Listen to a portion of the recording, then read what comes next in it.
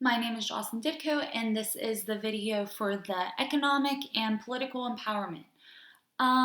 The word bank group defines social inclusion as the process of improving the terms for individuals and groups that take part in society, and the process of improving the ability, opportunity, and dignity of those disadvantaged on the basis of their identity. Um, Most agree that social inclusion can also be additionally defined as the number of affirmative actions taken place in order to reverse the social exclusion of individuals or groups in society. It's important to understand what social inclusion is. Most people understand what social inclusion is. However, there is a big difference, pretty much opposites of each other. Um, a typical U.S. point of view is usually ridiculous. People that aren't originally born in the United States, people somewhat get the idea that people do come here to steal our healthcare, our benefits, our jobs, our opportunities, and more so push their religions on us, which is not true. Um, a good example is the winner. I believe it was the 2014 Miss America. Her name was Nina. Broadcasters, numerous amount of broadcasters using social media to more so put an even bigger picture on this, that she was accused of winning her Miss America title too close to 9/11.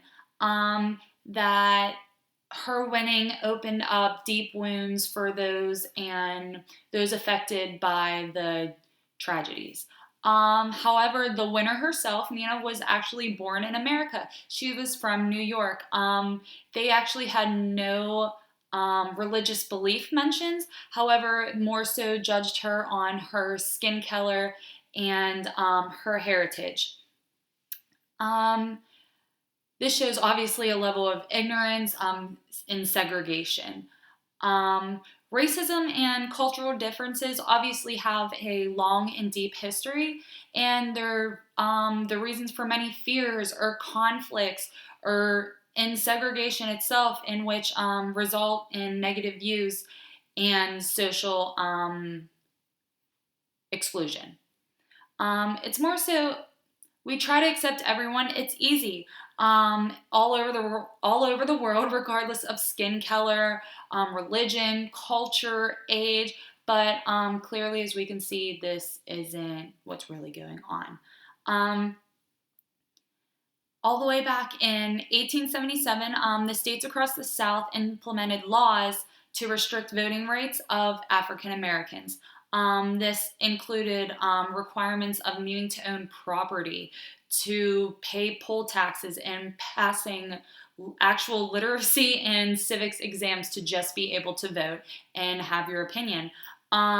Many African Americans who attempted to vote were actually physically harmed on their way to the polls, and or even at the polls if they even had the possibility of getting in, and even to the extreme of possibly losing their job. Um, One major goal of the civil rights movement was to register voters across the South in order for African Americans to gain political power. Obviously, voting was a dream for many older African Americans. Obviously, today everybody can vote and have their opinion. But another example of how deep the histories really go. Um, in November 2011, Mass Equality celebrated the pass of Transgender Equal Rights Bill. After a long struggle, Massachusetts actually joined 15 other states, including the District of Columbia, by expanding their protected civil rights for transgender individuals. They're also able to, at the moment, assemble large groups, which more so was allies in a wide variety of human rights, professional, labor, women's rights, the LGBTQ community, families, and religious organizations. The Mass Equality works to ensure that every lesbian, gay, bisexual, transgender, and questioning LGBTQ community individual in Massachusetts is protected from cradle to the grave, birth to death, with equal rights and opportunities in school, in marriage, in family, in life, in jobs, retirements, hospitals, pretty much everywhere. Following up, actually, another movement would be the Women's March on Washington. It actually happened November 21st, 2017, right after the day Trump got inaugurated. This walk and movement made history as the largest protest in the U.S. has ever seen, where nearly 2.9 million people around the world came and gathered and followed in the footsteps of the major civil rights and women's liberation demonstration. But the march had intersectional equality as yet another reminder of the legacy of Martin Luther King, who was a Black civil rights leader. And every day, people practice his principles of nonviolent acts to change the world.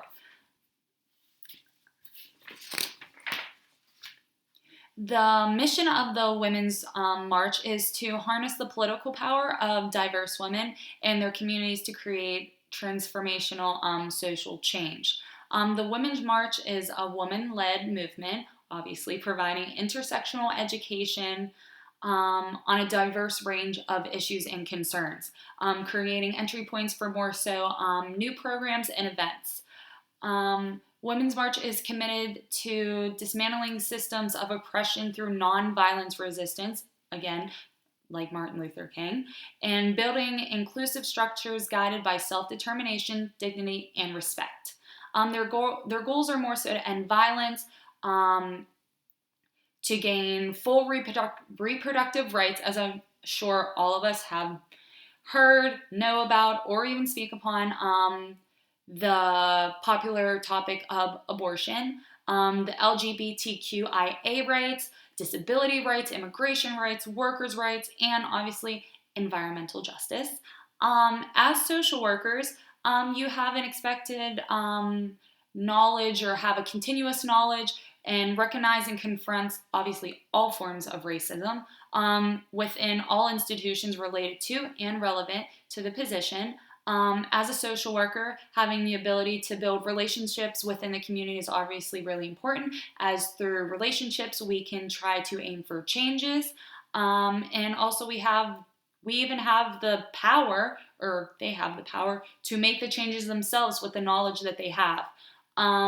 It's obviously a responsibility to recognize the existence of inequality in personal lives, professional lives, and society levels. You can promote understanding and also educate people on many cultures that live together and mostly in peace, to be able to say we can do this, or we can reach these goals to living in peace and accepting everybody.